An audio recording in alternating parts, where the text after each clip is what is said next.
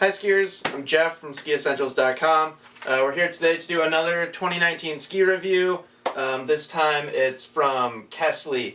If you're not familiar with Kastle, you should be. It's a very high-end brand. Their skis are handmade in Austria. They use really high-end materials, and it's reflected in the price tag.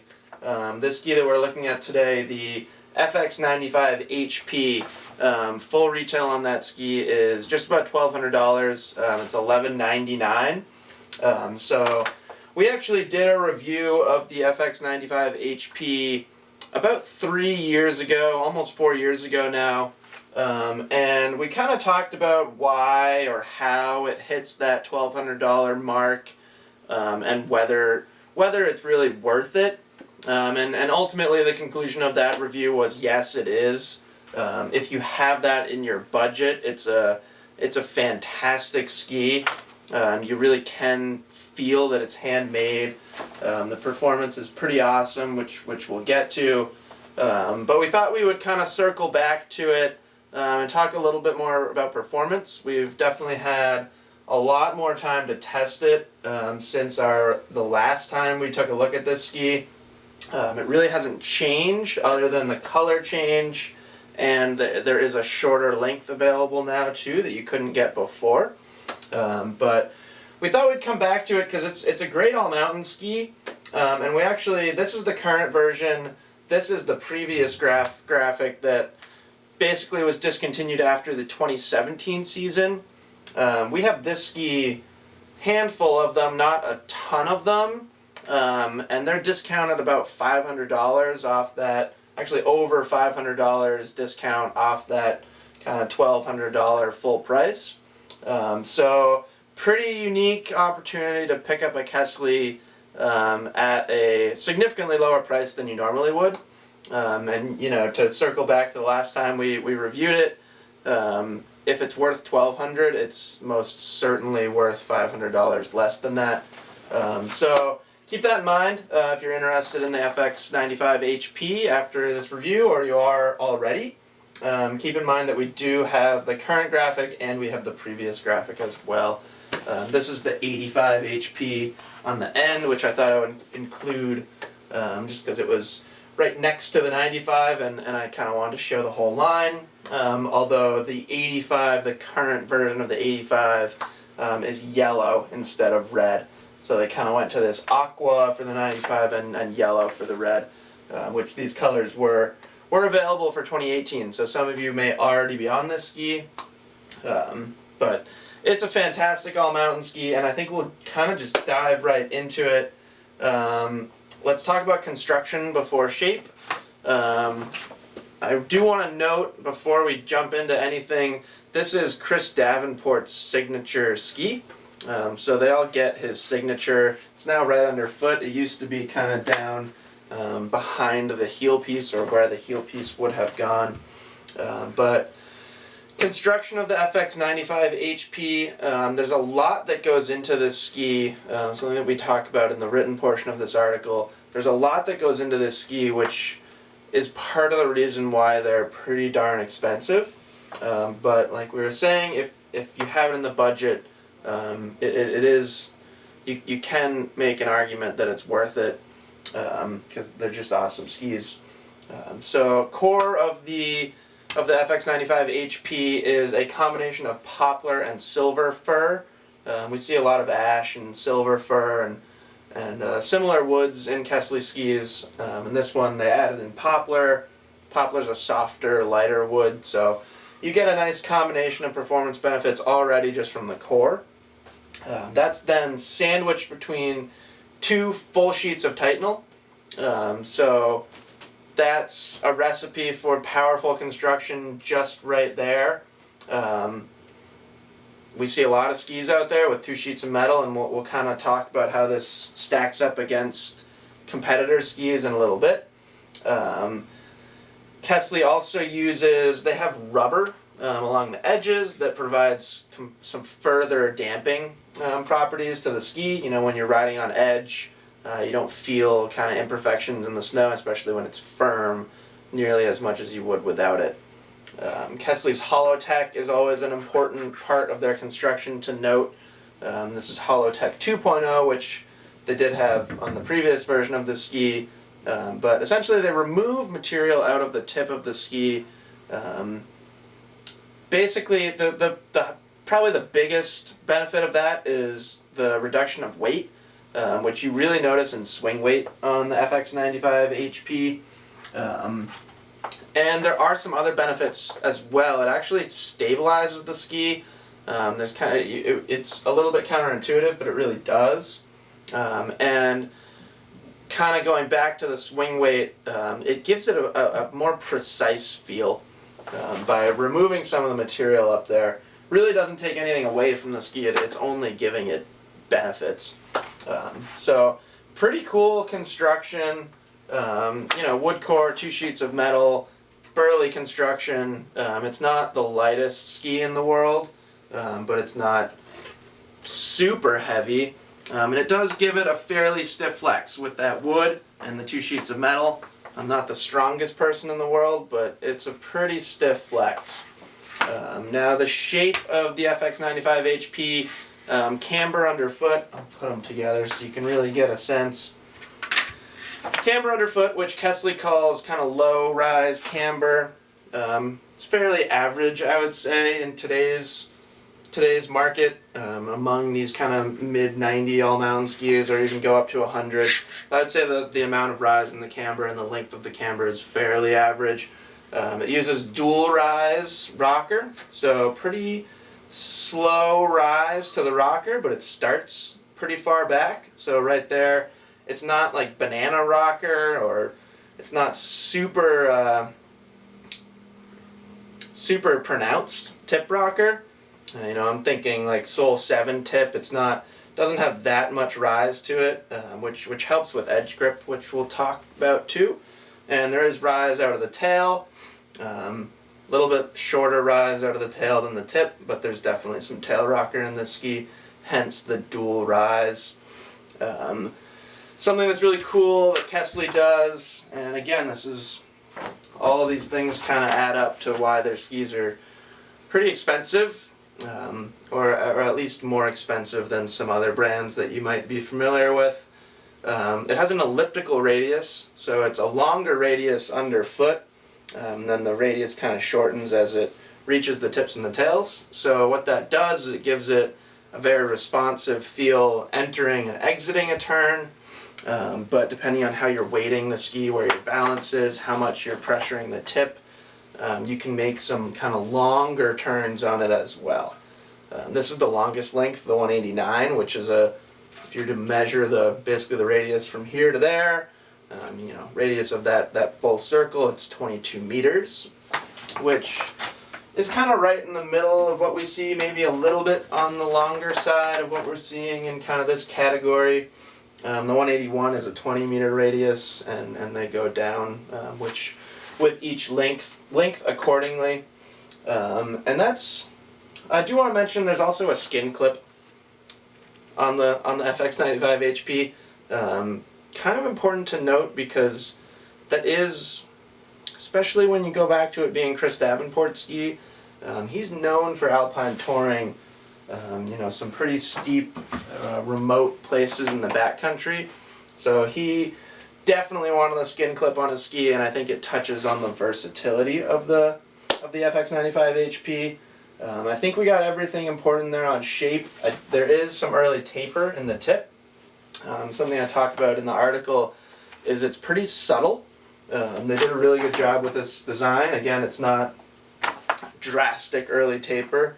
I'm sure you can think of some other skis that use really noticeable, almost more 5-point side cut, or really, really pronounced early taper. Doesn't quite have that shape, but there's definitely some nice smooth early taper to the tip, which gives it a nice maneuverable feel. So let's talk about performance. I can't remember Chris Davenport's quote exactly, but when he talks about this ski, he really kind of hypes up its performance on firm snow, and how unique that is given its versatility off of groomed snow, which I think is a good way to put it. So on groomed snow, we talk about this a fair amount. You get basically race ski construction in this ski. There are some subtle differences, but like you won't see in basically a Holotech or air tip in a race ski. But that wood core with a relatively dense wood core with the silver fur and then the 2 full sheets of Titanal, that is a pretty burly construction. You saw me flexing the ski. It's stiff. It's also torsionally stiff. So if you're skiing the ski on a groomer day, it holds an edge really, really well. Links carving turns exceptionally well. I've skied this ski quite a lot over the past 4 years, however long it's been this version. I had a fair amount of experience on the FX94 too that this ski replaced. And they're really impressive. It's not quite Kastle MX level groomer performance, but it's really, really close. I think you could make an argument that they enter a turn a little bit more easily on a groomer than some of the MX skis. The new MX99, you'll see results on that ski and all these skis in our 2019 ski test. But I would say this is easier to enter a turn on than that, and still has a really, really powerful feel underfoot. You're really never going to feel like you're going to lose an edge unless you want to. I think, and that's something that makes this ski fairly unique among skis with this level of stiffness, this much power. I think it's pretty easy to release the tail edge. There's a lot of skis that I feel like comparing it to Bonafides and Forcer 100s. I think it's a little bit quicker, maybe a little bit easier to release the tail edge than a Bonafide, not quite as smeary as an Enforcer 100, but very, very precise. Or I guess really Enforcer 93 is a more direct comparison. That's a closer waist width.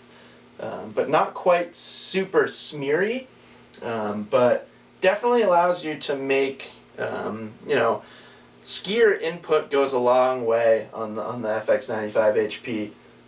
You can drive it, you can maneuver it. It'll pretty much do whatever you ask it to. And on soft snow, I think the ski, it definitely shines on groomers. But to me, its highlight is just the way that it handles ungroomed terrain. Just feels like flawlessly. So we'll start by talking about true powder conditions. At 95 underfoot, it's not really a powder ski, but it does really well. I think it's got some good width to the ski, right in the tip, which helps keep you up on top of the snow. That taper that we talked about, that kind of subtle, smooth, early taper, definitely helps it feel smooth in powder. I mean, you don't get the same float as, like a 115 millimeter wide powder ski, but definitely can handle powder conditions. Handles choppy conditions really, really, really well. So, on a powder day, maybe things are untracked for like an hour, and then you start to get tracked out conditions, some kind of variable snow depths. Does really well in conditions like that. Stays really, really stable from those 2 sheets of metal, so it's the type of ski that you can point it down a steep slope that's been skied quite a bit already, and the ski is going to stay nice and stable, very confidence inspiring in kind of choppy conditions when you're skiing fast. I don't think you benefit or you don't notice that rubber damping on the edge as much in soft snow. I think that comes into play more when you're on kind of icier, inconsistent snow. But definitely really, really good in those choppy conditions when you're skiing fast. And I think it's pretty darn maneuverable too, kind of in a similar sense as what I was saying, how it reacts on firm snow. Considering the stability, considering how fast you can ski it through kind of variable snow conditions. It's also pretty easy to maneuver, fairly quick. I think the lighter swing weight that they achieve with the Holotech 2.0 Really helps if you were to duck into some trees. It's fairly easy to throw side to side. Again, it's not the most smeary pivoting ski out there, but definitely allows you to release the tail edge when you're kind of navigating through the trees, which is nice. I would say if I had to pinpoint one highlight of it off-piste, which is hard to do, I think it's just its stability is awesome, and it's fairly approachable. I mean, you definitely want to be a pretty advanced level skier to get on it, but what they achieve with this tip and tail shape, with that catch-free feel, the dual rise, you don't have to be like, I don't know if anybody remembers the old, I think it was MX-98, but it was like full camber, no tip rocker, really squared off tail. That thing was super burly and required, like, honestly, like the best of the best level skiers. Not quite true on the FX95 HP. You don't have to be a premier expert or professional skier to get on it, but it is fairly demanding. Probably more so in off-piste situations because it's fairly stiff, fairly heavy, but definitely catch-free.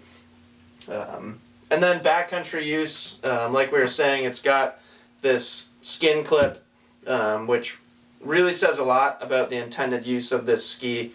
And I think that's kind of when you really start to notice how versatile it is, when you look at kind of its performance as a groomer ski, as a soft snow ski, off-piste ski, and then it can also be a touring ski. Of course, it's not the lightest touring ski out there, which kind of brings us back to it being Chris Davenport's ski. Like we were saying, he skis some really steep, gnarly terrain. So for someone like Chris, if you're deep in the backcountry and you make a mistake and you get cliffed out and you happen to be on like really firm, icy, kind of inconsistent snow, you don't want to feel nervous in a situation like that. You don't want to get puckered. Makes it much harder to get out of a situation like that if you're worried about your skis. And the FX95 HP is a type of ski that it will give you the confidence to kind of fix the situation that you're in, which for somebody like Chris, that's definitely something that he demanded in his skis. So kind of important to note there, as a touring ski, it's more geared towards the descent, in my opinion, than the ascent. But if you don't mind having a little bit heavier touring ski, you could throw a lighter weight touring binding on it, and it wouldn't be exceptionally heavy, but it's not like a randonnée race ski or anything like that.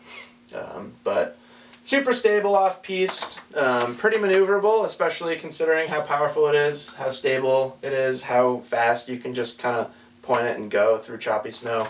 Definitely pretty impressive maneuverability considering that. And I think that kind of sums up the FX95 HP. Great groomer performance, great soft snow performance. You can tour on it. Pretty impressive stuff, and I think that's why Kastle can justify this $1,200 price tag on it. Their skis, it's really hard to communicate it without just handing somebody a pair and saying, here, go ski them. But they have a pretty unique feel, just something to do with them being handmade. Who knows if it's just skier perception, if you know they're handmade, you're telling yourself that they're going to ski better. I don't think it's that. I think that they really do have a fairly unique feel from being handmade. And it's kind of cool, there's a ton of attention to detail in the design and the engineering and in the manufacturing too. So that's the FX95 HP. This is the newest version, which goes for 2019. And like I said, if you want to save some money and pick up the ski, we have that 2017 graphic available. I would expect them to be gone. This older graphic I would expect to be gone by the beginning of this upcoming ski season. So if you're interested, I would recommend not waiting. But if you miss out on those, we'll still have the current version. So let us know in the comments if you have any questions. I'm sure there are a lot of skis out there that you'd like us to compare these to.